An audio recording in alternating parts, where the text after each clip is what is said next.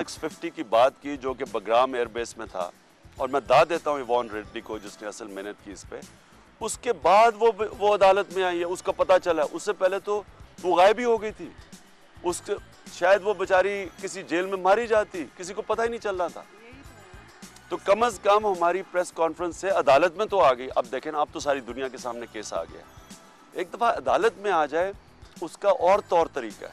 अदालत से पहले हमें ये सारा, हम अगर ये ना करते तो वो जिस तरह कितने पाकिस्तानी, कितने मुसलमान इसी तरह ही मर गए, किसी को पता ही नहीं चला। अब मिसिंग पर्सन है, किसी को पता ही नहीं ये किधर गए।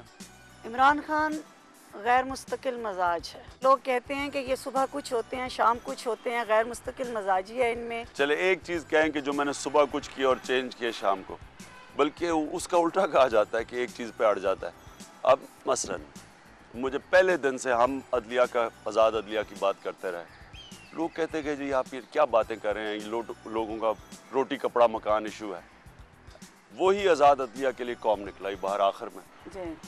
जो बात मैं कहता रहा कि तालिबान से मुज़ाकरात से मसले हल होंगे, बड़ा उन्होंने मुझे तालिबान खान कह दिया, दहशत गर्द कह दिया। आज वही हमें छोड़ें क्योंकि हम तो ग़ुलाम मुल्क है।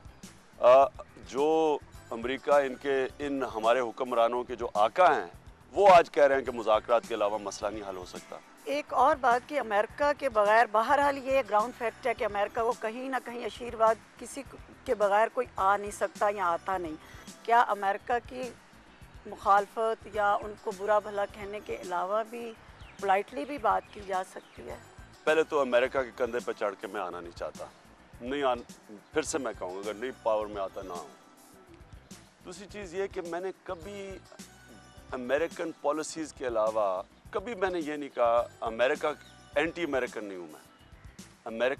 अमेरिका की पॉलिसीज़ के ख़िलाफ़, और मैं हमेशा दलील से उनकी, और जो बात यहाँ कहता हूँ वो अमेरिका में जाके कहता हूँ। आप अमेरिका में थी, आपको पता है कि मैंने जलसों में अमेरिका में पाकिस्तान डे पे बुश के खिलाफ, यही तो हमें फिक्र है कि आप कैसे आएंगे इक़्तिदार में। नहीं, लेकिन पहले तो मैं क्लियर कर दूँ कि कभी तज़ाद नहीं है। ये नहीं कि यहाँ हमारे लोग यहाँ कोई तकरीर करते हैं, वहाँ जाके उनके जूते पॉलिश करते हैं, वही बातें वहाँ कहता हूँ। लेकिन जो मैं कहता हूँ मैं दलील से कहता हूँ, और उनकी पॉलिसीज़ की मैं और जो मैंने कहा वो ठीक निकला। मैं पहले दिन से ये अफ़गानिस्तान में कह रहा था ये नहीं जीत सकते, और आज वो खुद ये तस्लीम कर रहे हैं जो मैं कह रहा था। देखें, या आप कोई चीज़ कहते हैं, सियासी शोशे छोड़ते हैं, आप वोटों के लिए कहते हैं, या आप अपनी कन्विक्शंस और अपने नज़रिए के मुताबिक बात करते हैं। जो नज़रिए के मुताबिक बात करते हैं वो क्यों चेंज करूं मैं अगर कोई चीज़ तस्लीम करता हूं, जब मैं एक फ़ैसले पे आ जाता हूं कि पाकिस्तान के लिए क्या है और जो अमेरिका गलत काम कर रहा है, तो उसको मैं ये उसके ऊपर बात ना करूं। ये हम आज ग़ुलाम, इसलिए सबसे बड़ी वजह है कि हमारे हुक्मरान वो चीज़ें कहते हैं जो अमेरिका सुनना चाहता है, वो नहीं जो वो उनको कहनी चाहिए। और मैं आपको ये भी बता दूं कि वो जो ग़ुलाम इराक़ी और ग़ुलाम अफ़गानी हुकूमतें, वो ज़्यादा उनसे वो बातें कर जाती हैं जो कि हमारा आज़ाद पाकिस्तान सो कॉल्ड जो यहाँ के लीडर बैठे हैं वो नहीं करते। और सबसे ज़्यादा मुतासर कौन हुआ है इनके अफ़गानिस्तान इन्वेजन से? पाकिस्तान हुआ है। और ये वो लोगों किसी में जुर्रत ही नहीं है उनसे सच बात करने की। और ये हम जब कहते हैं ना जी कि अमेरिकनों को वो अगर अमेरिकनों के बगैर आप पावर में नहीं आ सकते, ना आए पावर में, क्योंकि देखा किसी ने नहीं ना। अब इमरान खान जब आके दिखाएंगे तो फिर हिस्ट्री होगी ना। अभी तो यही कुछ देखा है कि उन्हीं की पावर से फैसले वहाँ पे वाशिंगटन में होते हैं। अगर उनके फैसलों से आना चाहते हैं, मैं आना ही नहीं चाहता पावर। तो आप सिर्फ अपनी जात ना सोचे, आपने 17 करोड़ के लिए आना है। लेकिन जो उनके कंधे पे चढ़ के आएगा, देखें जो किसी के कंधे पे चढ़ के आता है वो आज़ाद आदमी नहीं होता। ये NRO का जो बना है प्रेसिडेंट, अभी मुझे बता दें कि कोई फैसला कर सकता है उनसे नो ऑब्जेक्शन सर्टिफिकेट लिए बगैर? नहीं कर सकता। शौकत अजीज कुछ कर सकता था मुशर्रफ से पूछे बगैर? आज यूसुफ रजा को देख लें, फंस गया, आसिफ ज़रदारी लेके आए हैं, उनसे हट ही नहीं सकते, उनसे लदा नहीं। ये भी तो अच्छी बात नहीं है ना कि एक इम्प्रेशन है कि आप हट दरम है। क्या आप भी मशवरे करेंगे कि नहीं? अपनी नहीं, मशवरा और चीज़ है, किसी के कंधे पे चढ़ के पावर में आना और चीज़ है। मैं अपने पैर पे जो भी आज तक चीज़ अपने पैरों पे की है, कोई किसी के कंधे पे चढ़ सहारा लेके नहीं की, और ना ही कभी पावर में आऊँगा किसी के सहारे से। अगर आता हूँ, अगर आज किसी दिन अवाम ने ये फैसला किया पावर में लाने का, मैं आऊँगा और फिर अवाम के लिए फ़ैसले करूँगा। अगर मुझे कोई और लेके आता है, मैं अवाम के लिए कैसे फ़ैसले करूँगा? आप जब पावर में आएंगे, आपके हाथ बंधे हुए होंगे, आप कॉम्प्रोमाइज़ होके आएंगे, आप फिर जो आपको लेके आए उसके मुताबिक फ़ैसले करेंगे, जो आज NRO का प्रेसिडेंट कर रहा है। हाँ जी खान साहब, हमें यहाँ पे एक ब्रेक लेना होगी। नाज़रीन, हम ब्रेक के लिए जा रहे हैं, अभी वापस आते हैं। Welcome back. गुफ्तगू का सिलसिला वहीं से शुरू करते हैं। इस अवाम में और अमेरिका की अवाम में इस कदर ज़्यादा फ़र्क है कि वो लोग ब्रेन वॉश नहीं है किसी एक पार्टी के लिए। उनको तो अपनी ज़रूरियात पूरी करनी है। ओबामा की अवाम को शऊर था तो उसने एक सियाह फार्म को लिया। आपकी अवाम में अभी वो शऊर नहीं है कि उनको इमरान खान लाना है। आप इस बात पे क्यों नहीं यकीन करते? मैं आपसे ज़्यादा इस अवाम के करीब हूँ, मैं फिरता ज़्यादा हूँ। आप अपनी अवाम को अंडर एस्टिमेट ना करें, यही अवाम सही फ़ैसले करेगी। इनको मौका तो दें। ये NRO का इलेक्शन ना होता जो जल्दी जल्दी करवाया गया सिर्फ इसलिए कि हमारी फ़ौज से अपने लोग मरवाने थे, उनको एक और पहले एक पुतला गया, दूसरा लाना था। अगर ये ना होता, मैं आपको यकीन दिलाता हूँ कि ये सही इलेक्शन होता, इसी में बहुत बड़ा इनकलाब आ जाना था। आने दे अगला इलेक्शन, आपको खुद ही पता चल जाएगा कि पाकिस्तानी कौम आपने कितना अवाम शऊर को रखती है। पहले आजमाया नहीं। अगर आपने एक्सपीरियंस किया होता इलेक्शन का तो फिर है ना, आप एकदम से अब आजमाने जा रहे हैं उसको। नहीं, इलेक्शन में हिस्सा ले ले तो कुछ आपको एक्सपीरियंस हो जाता, नहीं, कुछ अवाम को शऊर आ जाता। नहीं, इलेक्शन में हिस्सा तो अपने नजरिए के मुताबिक ने लिया और वक्त ने साबित किया कि उस इलेक्शन ने सिवाय इस मुल्क के अंदर अवाम का बेड़ा गर्क करने का, अवाम को बर्बाद करने का कुछ दिया ही नहीं है। कि लानत है ऐसी जमहूरियत में जैसे अवाम ही सत्यानाश हो गया अवाम का, और ना ही जमहूरियत आई है। वही मुशर्रफ का दौर है।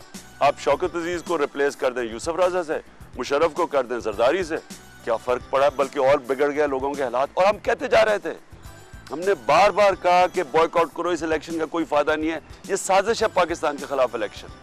भाई बाहर से भागे आ रहे हैं लोग, निग्रो पोंटे और रिचर्ड बाउचर आके यहाँ इलेक्शन में मुदाखलत कर रहे हैं, वो NRO साइन करवा रहे हैं, वो इकट्ठा कर रहे हैं पार्टीज को। ये कौन सा इलेक्शन है? और इस इलेक्शन में यही अंडा देना था जो दिया उसने। आप क्या अपने इतना मतलब कि रियली जो आपने जद्दोजहद की अदलिया की आज़ादी के लिए और आपकी बुनियादी तहरीक की जो है इंसाफ पे है, तो जब चीफ जस्टिस साहब बहाल हो गए तो फिर भी आप ज़िद्दी बच्चे की तरह कहें कि मैंने वापस नहीं आना वहाँ से इस्लामाबाद। यानी लोग जो हम गुजरांवाले से वापस जाना शुरू हो गए थे जब चीफ जस्टिस साहब की बहाली का हुआ, तो आप कह रहे थे कि नहीं, हमें इस्लामाबाद तक जाना है और हमें इन लोगों को उलट देना है। और मतलब अभी तक आप मौक़िफ़ पे कायम हैं, जबकि लोगों का मकसद सिर्फ चीफ जस्टिस को बहाल कराना था। ये बिल्कुल गलत है। हमने एक प्रोग्राम के तहत जो मेन 4 पार्टीज थी, जिसमें वकील और 3 पॉलिटिकल पार्टीज थी, चारों ने बैठ के फैसला किया था कि नवाज शरीफ ने यहाँ से निकलना था, और अगर उसको रोक लिया जाता, एक ये खदशा था, तो मेरा होना इस्लामाबाद में ज़रूरी था, ताकि क्योंकि असल तो कॉन्स्टिट्यूशन एवेन्यू पे पहुंचना था। तो वो उस प्लान के तहत सारी हुई थी। मैंने प्लान नहीं बनाया था, 4 पार्टीज की कमेटी ने ये प्लान बनाया था कि मैंने इस्लामाबाद में बैठना था, इधर से आना। लेकिन हाईलाइट आप ही हुए हैं कि नहीं, आप नहीं, पहले तो मैं ये कह दूं, तो उस प्लान के मुताबिक मैं वहाँ था, और इन्होंने हमें खुद कहा था कि आपने रूपोश होना है, ताकि अगर मुझे पकड़ लिया और कॉन्स्टिट्यूशन एवेन्यू में कोई लीडर ही ना पहुंचा तो वो लॉन्ग मार्च फेल हो जाएगी। इसलिए मैं वहाँ हमें और काजी साहब को भी, काजी हुसैन अहमद, हम दोनों हाइडिंग में थे। दूसरी चीज़ कि मेरा ख्याल ये था, हमें जब गुजरांवाला से उन्होंने टर्मिनेट कर दी मार्च और हमें कहा कि चीफ जस्टिस मान गया है, तो हम तस्लीम कर ली थी। लेकिन जो वक्त ने बाद में ये साबित किया कि असल में जो 3 नवंबर की जो अदलिया थी, 2 नवंबर की, वो वापस नहीं आई। इन्होंने डोगर को तस्लीम कर लिया था, जो हम नहीं तस्लीम करने के लिए तैयार थे। इसलिए मैं समझता था कि जब तक कि वो 2 नवंबर की अदलिया नहीं आई, जो आगे मजीद और 3-4 महीने लगे चीफ जस्टिस को PCO के जजेस निकालने के लिए, और मुल्क का टाइम ज़ाया हुआ, मैं समझता था कि वो उसी वक्त फैसला होना चाहिए था और तब तक लॉन्ग मार्च नहीं रुकनी चाहिए थी। बहरहाल वो अब तारीख का हिस्सा हो गया। चीफ जस्टिस साहब से इतनी उम्मीदें वाबस्ता थी वकला को भी और लोगों की, लेकिन जो मिसिंग पीपल का इशू है और ख़ास तौर पे आफिया का, तो ये लोग तो नाराज़ हैं चीफ साहब से कि अब इन्होंने आके तो हमारी तरफ कोई तवज्जो ही नहीं दी, वरना आफिया सदीकी के लिए। देखिए, चीफ जस्टिस के ऊपर इतनी ज़्यादा अब एक आदमी पे बोझ डाल दिया है, लेकिन मैं समझता हूँ ये सारी चीज़ें आहिस्ता आहिस्ता आएंगी सामने। लेकिन जो सबसे बड़ा काम हो गया है, पहली दफ़ा पाकिस्तान की तारीख